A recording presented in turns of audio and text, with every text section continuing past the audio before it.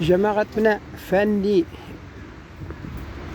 практик конференция булса, шундай бір тема алып шығыш та ясарым әзерләнеп бәлки. Элек булганмы татарға ауыр патшалық, теге патшалар тудырган шартларда телен сакларга, динен сакларга, динне кагылмыйбыз, яри дингә бик алай бәлки һөҗүм итмәгәннәр, ул чөнки дингә бәйләнсәләр, ул менә ничектер менә хезмәттәшлек төзгән булганнар бераз бүтән милләт дәүләтләр белән. Алар ачуын килеп сез динне бетерәсез дип яратмаган, шуңа күрә бераз Рәсәй ул дингә алай ябышмаган. Ә менә телне ул менә интернетта укыйсың, газетта укыйсың, әллә газет ул завтра дигәнме, әллә каямы телевизордан. Менә без Рәсәй империяда бер халыкны кысмадык, шулай булай, тигеләй булай, имеш ялганны сөйлиләр. Ул наданлыктан микән? Минемчә наданлыктан, чөнки алар каян белергә тиеш. Менә мин үзем дә ышанырым, әгәр дә мин шул Оренбургда архивларда карамасам, архивтан укып чыгам, язып алдым. Менә бер кайчан укып чыгарым, мәсәлән, кем тели, хатта урыс телендә дә. Ул уйлыйсыз кеше синең белән бәхәсләшергә җыйналып, шуны барып Оренбургда яшәсә дә, мәсәлән, бара да архивта алып шул документларын укый дисезме? Юк. Алар тик буш җирдә тавыш куптарга кайсы ярата. Хатта шунда ничек мәчетләрне җимергә дип шулай язган. Тагы нәрсә?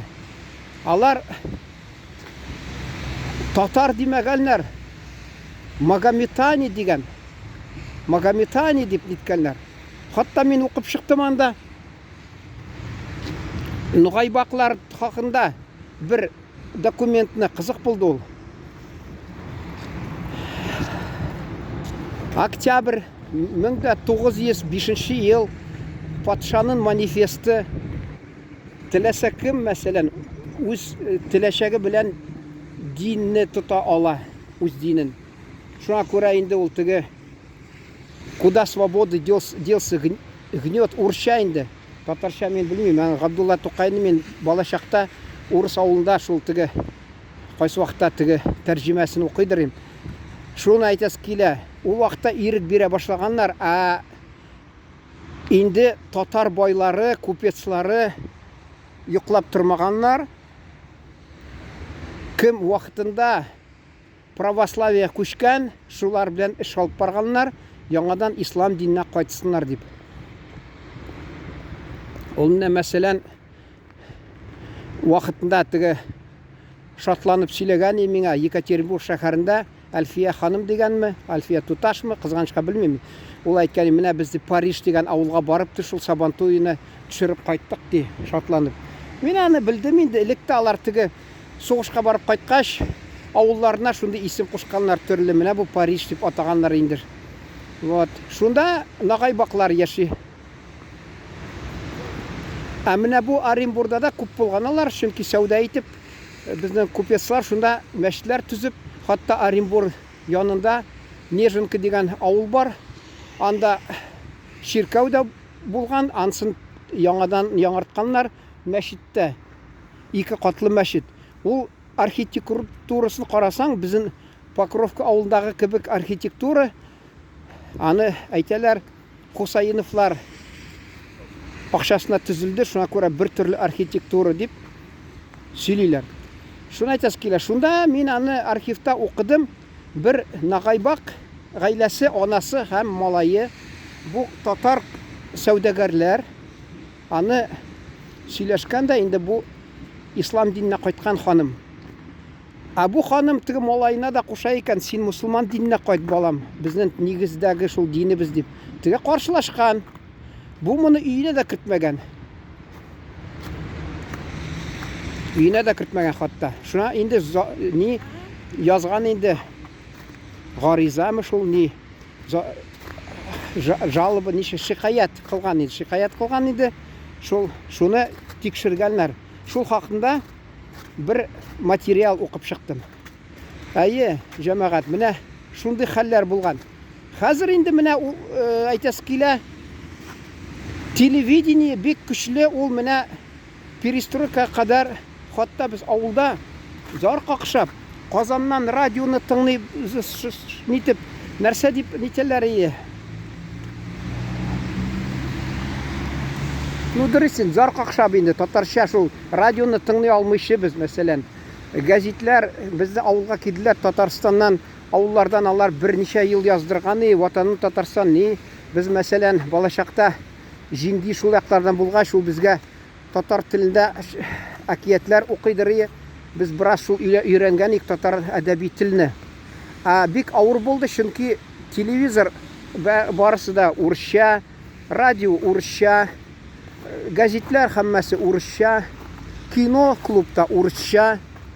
Gördünüz mü nişik менә? Ул инде 100% басым ясамаганлар иде, çünkü менә татар теленә тәрҗемә иткән кинолар булган. Мен әле әтияни мәрхүмалар 50 елга алтын туена мен багышлап искә төште дә. Абыйым тотынды правкомда булган җитәкче. Аларга кино татар телендә.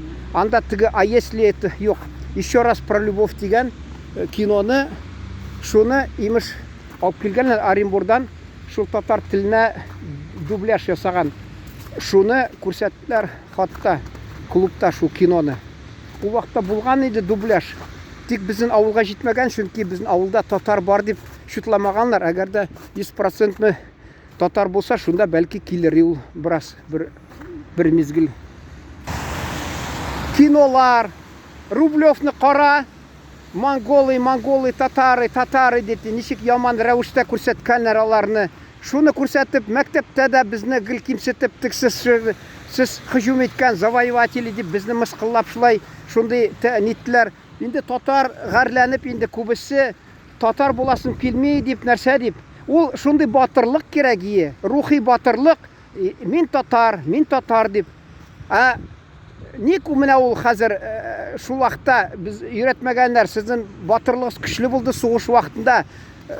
Бүтән 15 республика җумһурият союздаш, анда арасында Татарстан автономия булып 4нче урын батырлар, ягъни геройлар хисапка алсаң, саны буенча 4нче урында СССРда дип.